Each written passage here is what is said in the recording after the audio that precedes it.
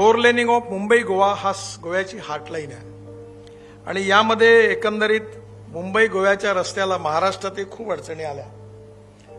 जवळपास आता काम संपुष्टात येईल. मला कबूल केलं होतं की जून एंड पर्यंत हे सगळं काम पूर्ण होईल. त्याच्यात अनेक अडचणी आल्यात, पण जवळपास आता सगळ्या पूर्ण झालेल्या आहे आणि 3-4 महिन्यात हा रस्ता पूर्णपणे मुंबई टू गोवा व्यवस्थितपणे चालू होईल आणि त्यामुळे साधारणतः मॅक्झिमम 5 ते 6 तासाच्या आत मुंबईवरून गोव्याला पोहोचता येईल असा माझा विश्वास आहे. याच्यामध्ये गोव्यात 3 पॅकेजेस होते.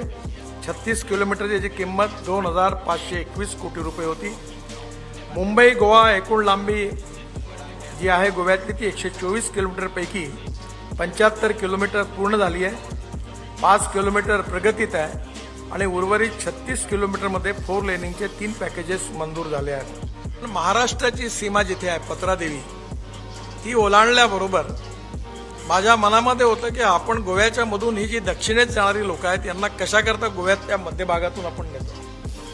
हा ट्रॅफिक कमी झाला पाहिजे आणि म्हणून पत्रादेवी नंतर डायरेक्ट गोव्याच्या बाहेर दक्षिणेत बंगलोरकडे जाण्याकरता एक रिंग रोड गोव्यात झाला पाहिजे अशी मागणी प्रमोद सावंत मुख्यमंत्री आणि श्रीपादजी यांनी माझ्याकडे सातत्याने केली आहे.